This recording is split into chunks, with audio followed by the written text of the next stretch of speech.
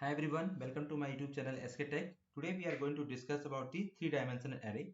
We have already seen what is the multi-dimensional array and type of the array like single-dimensional array and two-dimensional array in my previous video.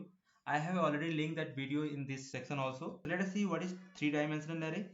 So basically we can consider the three-dimensional array as a combination of several two-dimensional array. This concept is useful when we want to handle the group of elements belonging to the another group. For example, let's say a class has three departments: electronic department, computer department, and civil department. We want to represent the marks obtained by the student of each department, right, in three different subjects. We can write these marks as something like, so let's say electronic departments have two students and they have obtained the three different marks here. Similarly, computer departments also having the two student. Similarly, let's say another department has CS department or civil department, and they are also having two students, like a student 1 and student 2, and then they have obtained marks on three different subjects, right? So in these kinds of scenario, we will use three-dimensional array. Similar to the two-dimensional array, the two-dimensional array was the combination of the multiple 1D array. Similarly, three-dimensional array is the combination of multiple two-dimensional array. So let us see how we can create the two-dimensional array. So this is how we create the two-dimensional array and provide the value itself at the time of initializing the array. So basically we have to write the data types like int, then variable name, and three square bracket, and then opening curly braces and closing curly braces. Inside that, again it will be combination of multiple 2D array. So how we are creating the 2D dimensional array? It should be starting curly braces, ending curly braces, and inside that multiple 2D array, right? Multiple 2D array, multiple 2D array. Similarly, if you want to create the another data type like character, so we can do something like this: character, then variable, three square bracket, new character, and then we can provide the three level of value, right? So let's go to the IntelliJ IDE directly and see how we can create it and how we can print the data from the three-dimensional array here. So let's create another class. Let's give the name as 3D and create a main method. Let's say main method. So let's see, first we are going to do like declare three rows, three variables, let's say, because we want to create the three-dimensional array. So let's say int department students marks, right? Let's create another variable. Let's say that we are going to use the letter point of time total, and then we initialize with the 0. Then let's see how we can create the array. So we have to provide the data type, that is int type, and then array and three square bracket, because this is a three-dimensional array. Then since we are going to provide the value at the time of creating itself, so that we have to provide inside the curly braces basically, right? And we have to provide the multiple 2D array. So how we can write 2D array? Again, we have to provide the curly braces, inside the curly braces multiple single dimension array, right? Something like this. So this is how we have created two-dimensional array. And now three-dimensional array is the combination of multiple two-dimensional array. So we have to provide multiple like this. Let's provide like comma. Let's say we are going to provide three departments, right? So we are going to provide two-dimensional array, and inside of the each department we are going to provide the record of each student. So let's say we have to provide like 50, 51, and 52, and for the another student let's say 60, 61, and 62. That is on the first department. And the second department, let's say student 1 obtains like 70, 71, 72. This is something dummy data, you can provide any data here. Let's say 80, 81, and 82. So this is the two student records in the another department.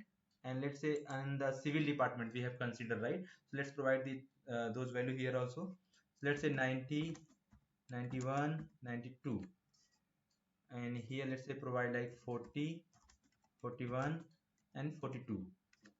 So this is how we can create the three-dimensional array and initialize it at the time of creation of the array. And to print the data from this array, we have already seen in 1D array we need to use one loop.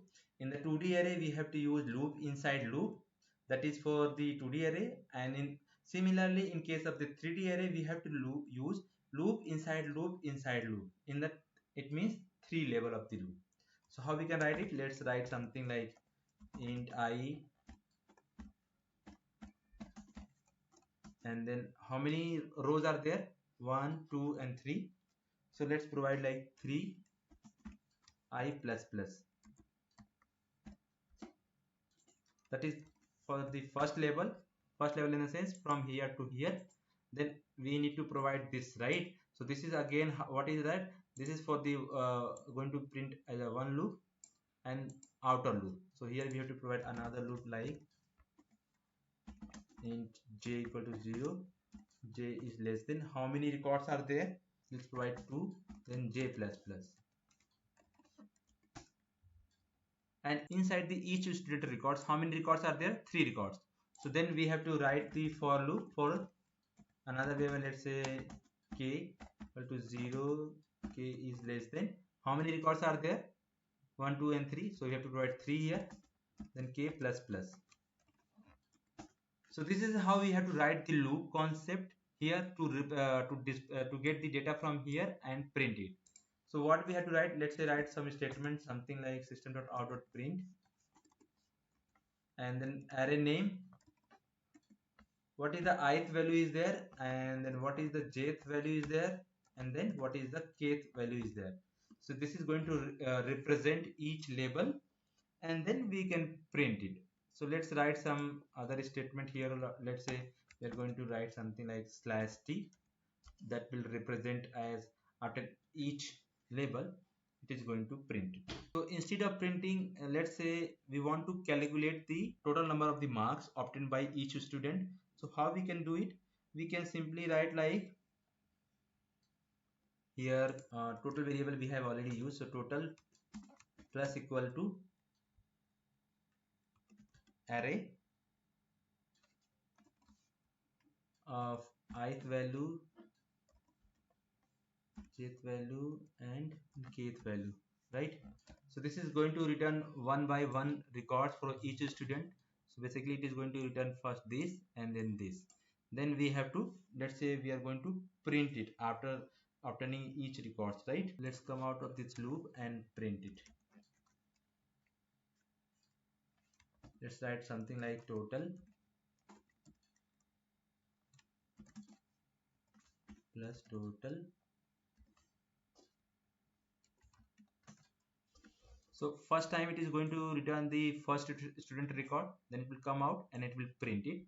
Then after printing that, let's make it total as 0 again, so that for the second record it is for the second student it is going to start from the initial itself. Basically what we are doing here is we are resetting it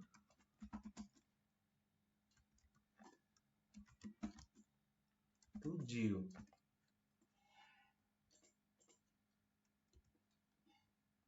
So let's run this program and see the output.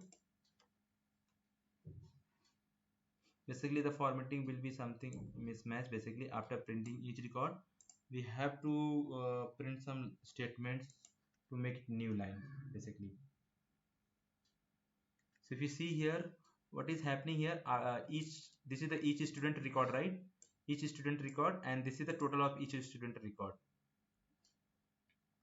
So if you print here something like new line, just run this program again, you will see the clear output like, yeah. So something like it will be this is the first department, and then this is the second department, and this is the third department. Basically we have separated out the department wise, and on each department, let's say this is the student 1 record, student 2 record, and student 1 again 2, and then again student 1 and 2, right?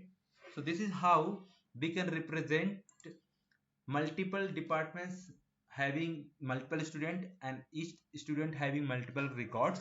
So in that kinds of scenario we will go for the 3D dimensional array. The next concept that we are going to discuss about the already known main method, right? We have already seen that public static void main is the main method that is expecting like array type of the string. So basically what it is donating, like if you create in simple Java programs and run that program, you can able to provide the argument of different types basically.